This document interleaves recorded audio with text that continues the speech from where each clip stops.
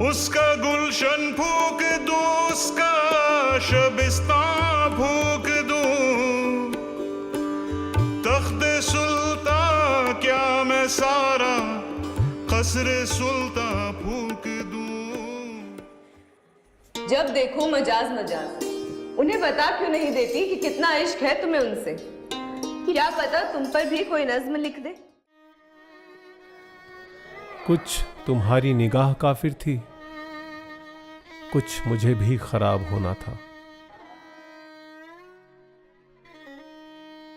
मजाज साहब, आपको औरतों ने खाया, आपके कदरदानों ने या शराब ने? भाई, हमने सबको बराबर का हिस्सा दिया, किसी के साथ नाइंसाफी नहीं की। ये सब हमारी बर्बादी में बराबर के शरीक हैं।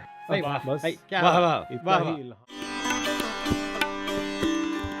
रात हंस हंस के ये कहती है कि मैं खाने में चल, फिर किसी शहनाज जहां आपका जी चाहे ले चलिए, रुख के काशाने में चल, ये नहीं मुमकिन तो फिर दोस्त वीराने में चल। गमे दिल क्या करूं, ए वहशते दिल क्या करूं।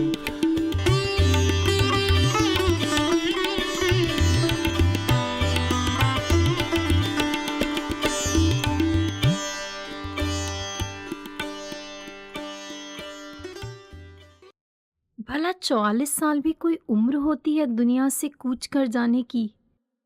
आप अपने पीछे एक अफसाना छोड़ गए हैं मजाज, जो इतनी आसानी से खत्म नहीं होगा।